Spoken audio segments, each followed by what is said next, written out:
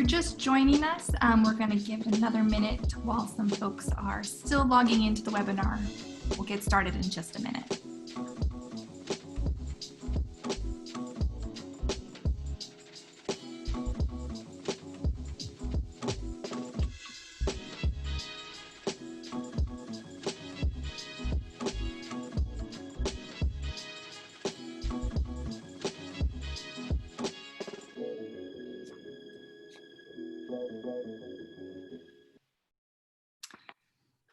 Thank you so much to everyone who's joining us today to go over this very important topic. In the middle of planning another webinar about SEO, our team decided to shift gears a bit and explore the bias of search algorithms that we use every single day. We're really excited to be sharing some insights with you all about how we can make search results better together. Before we begin, I've got a couple quick things to go over. We are recording this, so we'll go ahead and send this out after the webinar presentation so that you all have that. Rest assured that you'll have the resources you need to make your search results better. If for any reason you cannot see the shared screen right now, go ahead and exit the Zoom meeting and then log back in, which should reset things.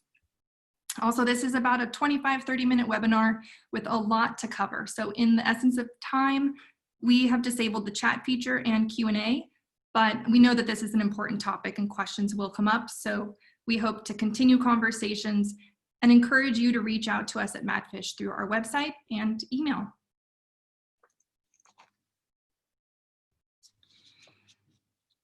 So this is not another webinar about how to rank #1 in search. This is a conversation about the role digital marketing managers have in making a positive impact on search results. First, we'll go over a bit about who we are, who is Madfish Digital, and a quick introduction of your hosts. Then we'll discuss leading with purpose and why you should care. We'll touch on the role conscious consumerism plays and some companies that are making changes for the better. Jessica will help us understand algorithm bias in search engines and how search engines have responded to equity within their results. And then finally, Ben will share some ideas on what you can do as marketers to make changes with some actionable steps you can take.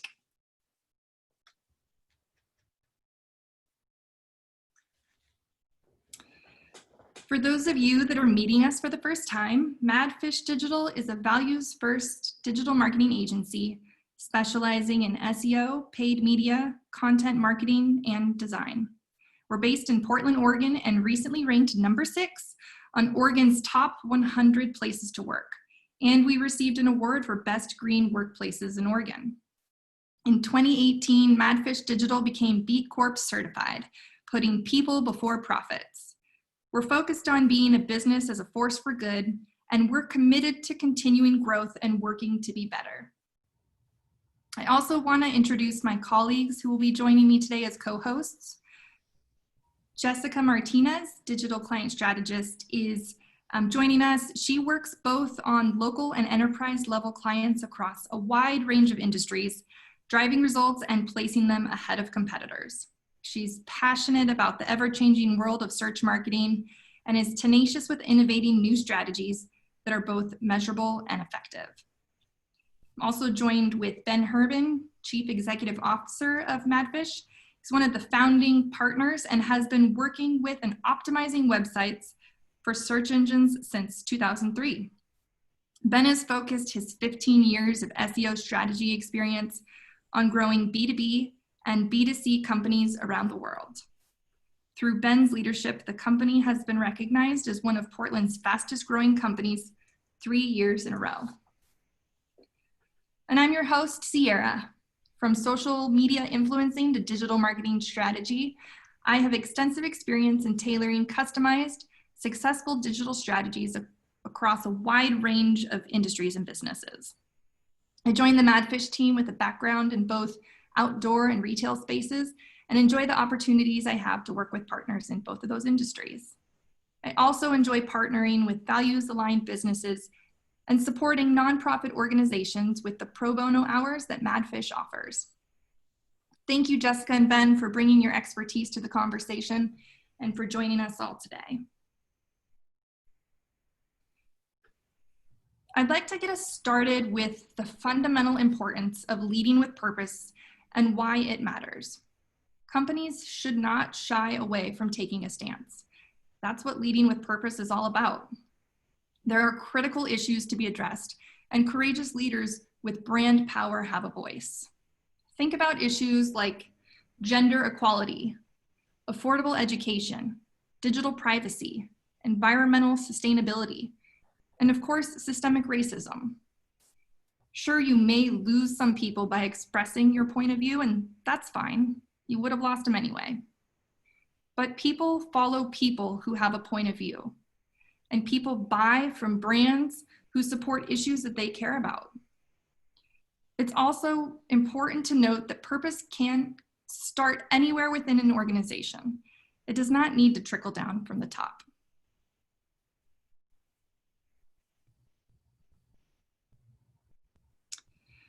According to recent studies, 78% of Americans want companies to address important social justice issues. Specifically, they expect companies to call out racial inequality. That's a number that's significantly increased from 2018 studies. 87% of Americans decide to purchase a product because the company supports an issue they care about. And 83% are more likely to be brand loyal to those that lead with purpose. American consumers want to see companies speak up, make changes, and do better. So get to know your customers, learn what matters most to them, and use your platform to lead with purpose.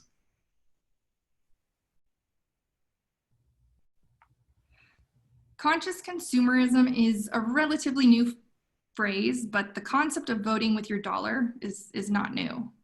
It continues to grow in popularity, and consumers are increasingly making responsible purchase decisions.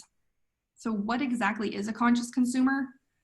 A conscious consumer is someone who considers the social, economic, environmental, and political impact of their boycott and boycott actions. More and more people are doing the work to better understand who they are purchasing from, what the brand stands for, the environmental impact their products have, and their commitments to social equity. And these people will buy ethical products from brands that have a positive impact or boycott unethical companies. It's also important to note that consumers are smart. So just calling yourself sustainable or making one-time contributions to support a cause will be challenged if your efforts are not genuine, or if your company is not living its values. It's crucial to be consistent. And it's crucial for consumers, employees, and even investors to hold companies accountable for that.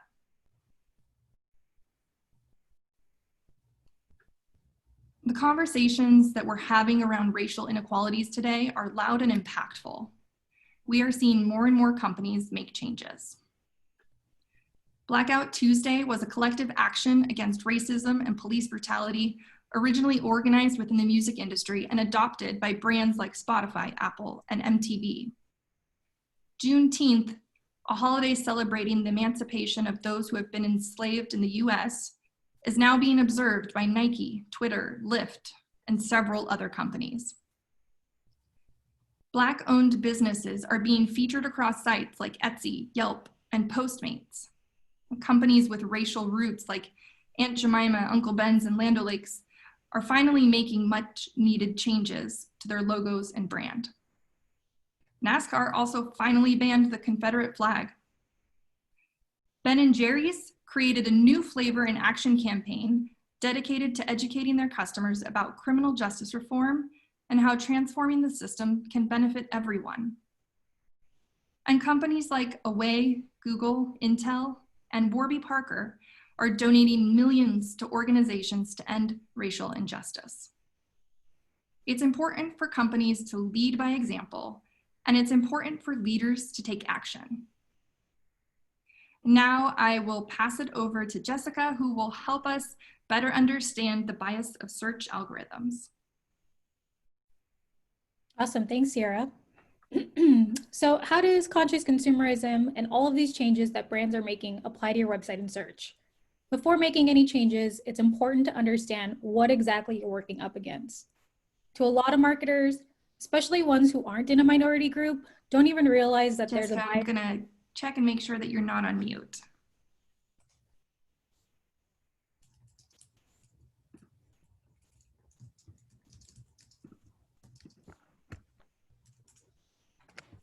Oh, I believe, sorry, we're having a little bit of technical difficulties. It looks like most people can hear me, so I'm just gonna go ahead and continue there. So just as I was saying, to a lot of marketers, especially ones who aren't in a minority group, they really don't realize that there's a bias within algorithms on pretty much every platform. And so I'll talk a bit about bias in algorithms before giving our recommendations for how to create change.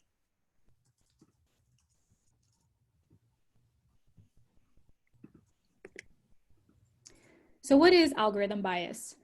Essentially, it's the discrimination of a group based on a specific distinction. Algorithms are taught using what's called training data that's implemented by humans who, whether they realize it or not, contain many forms of bias. This can be anything from facial recognition using only white faces, using loan data to give higher rates to people who live in certain zip codes, or data that excludes certain genders or age groups. Remember that the whole purpose of having an algorithm is so that humans don't have to manually make adjustments or populate results. And so we want these algorithms to become smarter and more human-like. The problem, of course, is that the smarter they become, the harder it's going to be to intervene in their decision-making.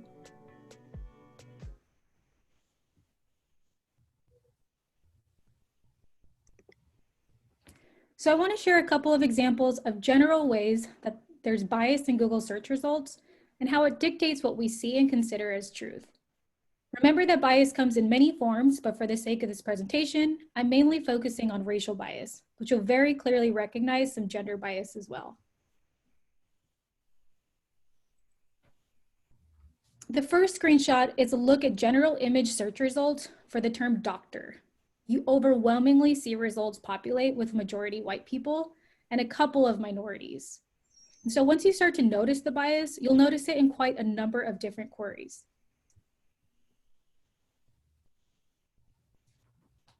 Here's an example of results for business person. There's a sprinkle of people of color, but again, not really a great representation of reality.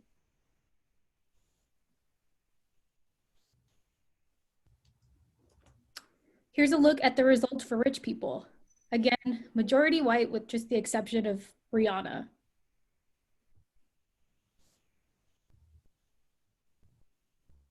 But now let's take a look at poor people. And here's where you'll finally see pretty much only people of color. The same applies if you essentially run any image search for terms around low income or lower class.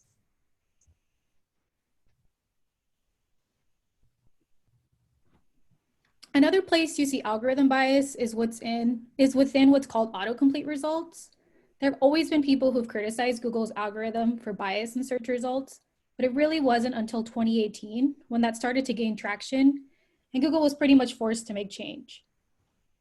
It used to return some pretty jarring results for queries like Black women, Latinas, or Asian women that were radically different than when you typed in white women. And so Google's response was to essentially stop showing autocomplete results for queries related to race.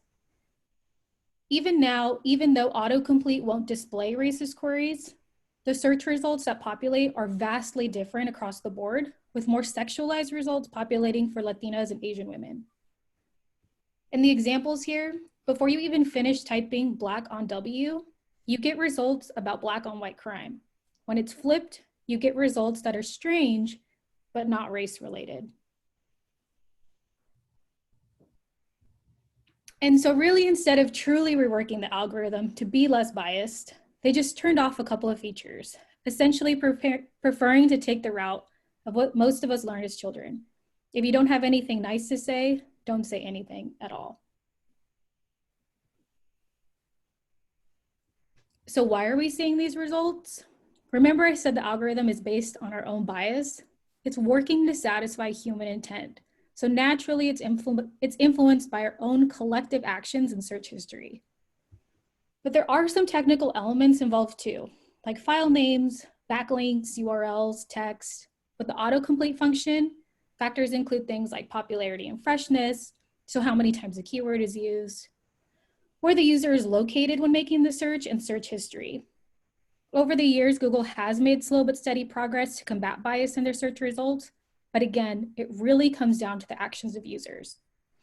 And with that, I'm going to pass it over to Ben to discuss a couple of tangible action items to enact change. Excellent. Thanks, Jess. So the question at hand is, what can we as marketers do? Just about all of us have access to one or more websites that face the public, and change can easily start there. Basic things like using a more diverse set of images for your blog posts and digital assets can be a great place to start. At Madfish, we use sites like Tonal, Nappy, and Pexels, and they're great sites for stock imagery that feature people of color. An example in the e-commerce space could even be to use or consider using or consider diversifying the models that are working with your products or showcasing your products in various photos. Company headshots are another easy item to address. Make sure that your company website has headshots of the entire team on a first or second level page in the site. Like Jess had mentioned, the search engine algorithms are only as good as their data sets. Providing the most robust data set helps to give Google and other search engines more data to work with. In this case, more and better data equals better algorithms. Another often overlooked item is inclusive language. Make sure that your site is using inclusive language in your web copy, in your blog posts, and across your digital assets. Another one is to learn more about diversity, equity, and inclusion, otherwise known as DE&I, and what it means for your brand. At Madfish, we hired a DE&I instructor who conducted a half-day workshop for our team to help bring us up to speed on the importance of diversity, equity, and inclusion in the workplace and the world around us. Another item to address are your own biases. So we all have hidden biases. It's important to get to know yours. Biases can be complex, like the way we treat people and how that thinking was most likely programmed into our brain at an early age. Biases can also be more subtle, like the route we take to work in our car each day. We all have biases, and they tend to easily blend into our daily routines. So it's important to be conscious of them, because without that consciousness, we're not going to be able to recognize the issues like the lack of diversity in marketing without recognizing the lack of, we're not going to be able to recognize the lack of diversity in marketing. And without recognizing that lack of diversity, it only serves to continue to marginalize groups and communities that don't look like you. If you'd like to learn more about potential biases that you may have, there's a great set of online tests that you can take that are built by some of the folks at Harvard, which can help you learn more about your own biases as they pertain to things like religion, gender, weapons, age, and a whole lot more. A link to those tests will be included in the email that goes out after this webinar. In addition to updating your website, you should also challenge your marketing strategy. As we all know, photos with people typically perform better than photos of things. When it comes to creatives, a good litmus is to ask yourself things like, what do the people in the creatives look like? Do the people in your creatives all look the same? If they do, I highly recommend that you consider updating them. You'd be surprised at how many times we review existing asset libraries for new clients, and even today, the people in them are sometimes all the same. Another aspect to be aware of has to do with influencer marketing. You should also be considering the diversity of your social media influencers. You can ask yourself, do these influencers fully represent the ethnicities across the entire target audience? Direct-to-consumer beauty brands and some fitness brands were some of the most progressive early adopters of inclusivity in their influencer strategies. The Sephora Cosmetics brand is a great example of how a brand can execute a highly successful influencer program.